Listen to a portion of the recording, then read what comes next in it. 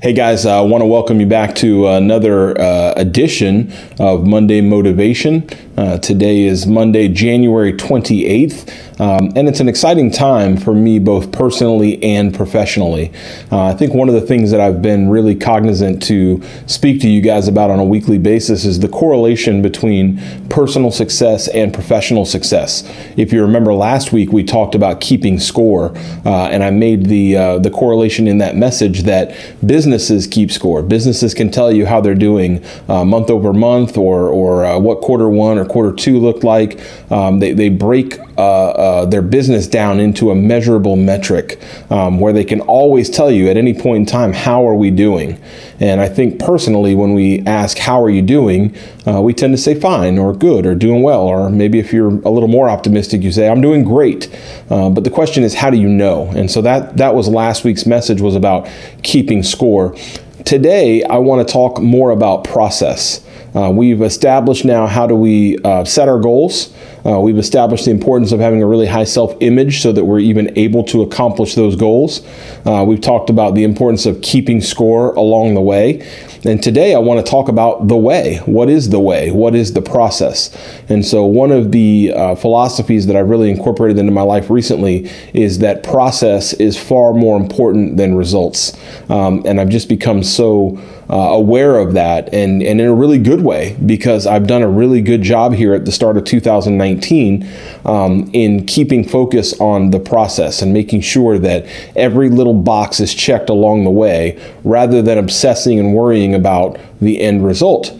I kind of have come to realize that if you check all the boxes along the way, you'll end up with the end result. And even if the end result isn't exactly what you thought it would be, it is still the optimal end result for you, because you did every single step along the way properly.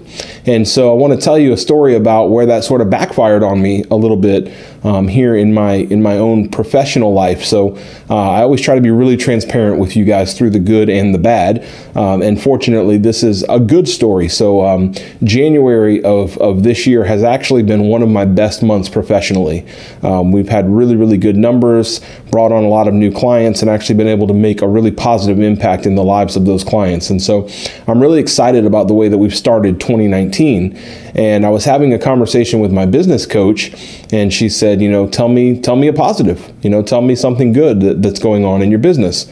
And I said, well, we're about to have one of our best months ever. And I walked her through the numbers and showed her, and these are end result numbers, by the way. I said, yeah, we're going to hit this number. We're going to hit this number. That's going to mean this number to our bottom line revenue, etc. And so we walked through all that. And keep in mind, this is all end result numbers. And at the end of it, she said, great, tell me about the process. And so I've got what we're going to call for today micro goals. And so micro goals are where I take my big goal, my macro goal, and I break it down into little benchmarks that I want to accomplish daily.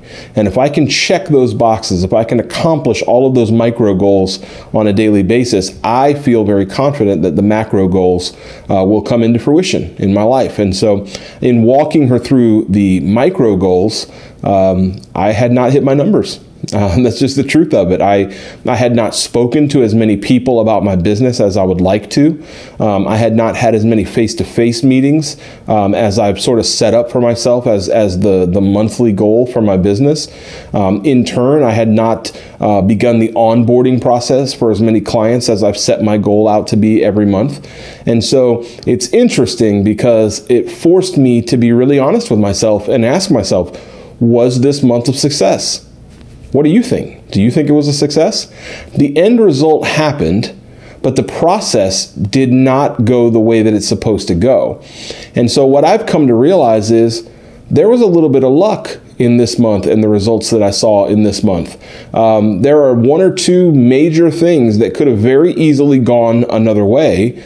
And if they had, I would not have ended up at that end result. And that's the thing that the micro goals and the process affords us to eliminate. We eliminate the luck factor. We eliminate the risk and the variable of one or two things going wrong. Had I checked all those boxes and hit all of my micro goals, even if one or two things had gone wrong along the way, I believe that I still would have hit my end result. But because I didn't, I left some of that to chance.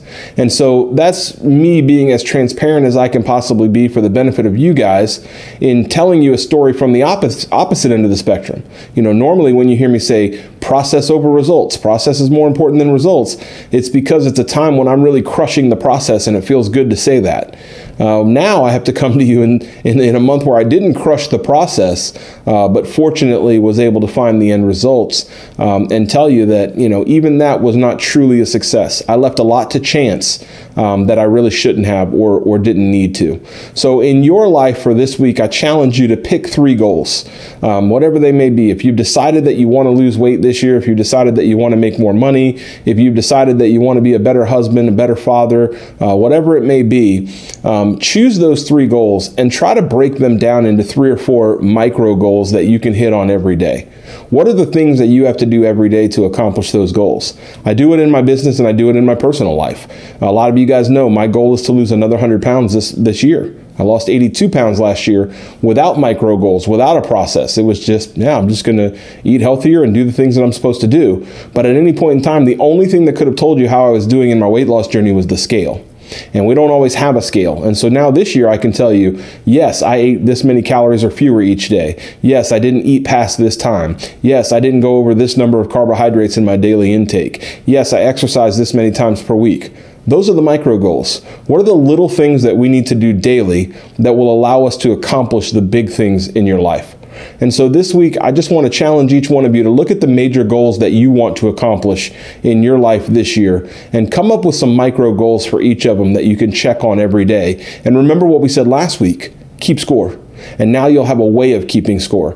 Did I do micro goal 1, 2, 3, and 4 today? If you did, there's a really, really high likelihood that you're going to end up with the end result that you desire.